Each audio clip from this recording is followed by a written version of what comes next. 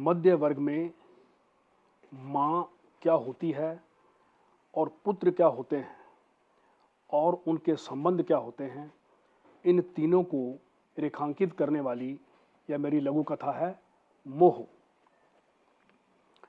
पिताजी अब नहीं रहे, बस 80 साल की बूढ़ी माँ है। उसे यह घर छोड़ना होगा। हफ्ते भर से बेटा आया हुआ है। माँ को ले जाने से पहले सारा सामान ठिकाने लगाना है, लेकिन कैसे लगाए? जिस अलमारी को खोलो वहीं पर सामान मुंबई की लोकल गाड़ी की तरह ठुसा पड़ा है। बेटा कुछ सालों से कहता आ रहा है कि मोटा सामान निकाल दो, लेकिन माँ का फालतू का मोह कभी इस बात को नहीं माना। ले देकर थोड़ी सी छोटी मोटी चीज़ें माली और काम वाली को दे दी थी बस। आते ही बेटे ने सबसे पहले ट्रंकों वाला कमरा देखा था। कमरा मानो ट्रंकों का शोरूम ही था। लोहे की बाबे आदम के ज़माने की 3 पेटियां, फिर बड़े ट्रंक से छोटी अटैची तक कोई 15 नग बड़े करीने से ईंटों पर सजे हुए। पेटियों में ही 10-12 रजाइयाँ, गद्दे और इतने ही कंबल, खेस, चादरें माँ बता चुकी थी। बताओ किस लिए संभाल रखा है यह सब? कितनी बार कहा है मोह छोड़ो, पर नहीं। एक खींच के साथ बेटे ने कप बोर्ड के खाने देखने शुरू किए।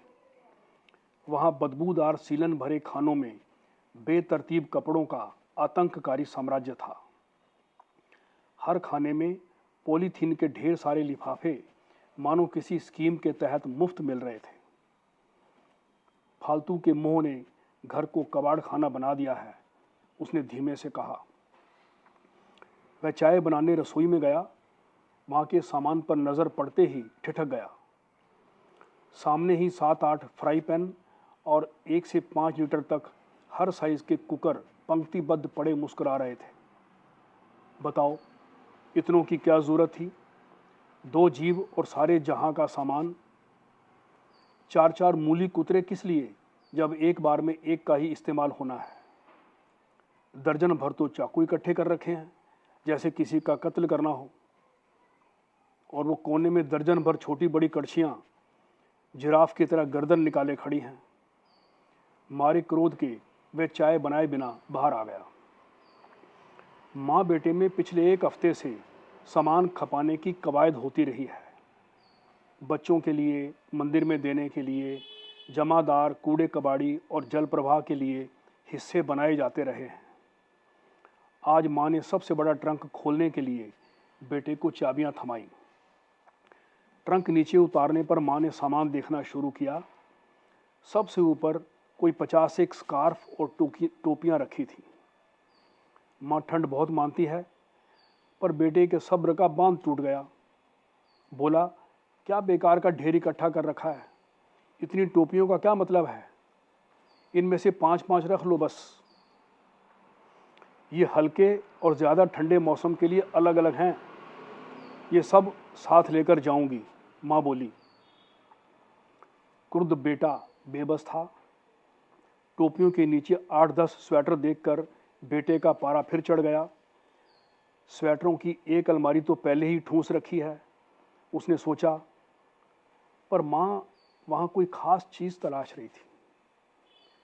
स्वेटरों के बीच से गत्ते का डिब्बा उसे मिल गया, जिसे उसने बेटे की तरफ बढ़ा दिया। अब इसमें क्या है? बेटा मानो तड़प उठा। माँ ने डिब्बा खोला और कहा कि ये तू रख। हल्के रंग के नवजात शिशु जैसे मुलायम, जालीदार 2 स्वेटर बेटे को देते हुए माँ ने कहा, मेरे पोते पोती का ब्याह होगा, उनके बच्चों के लिए हैं। कहते हुए माँ के झुर्रीदार चेहरे पर रंगत आ गई। एक क्षण में बेटे का सारा क्रोध बह गया। वह संज्ञा शून्य सा हो गया।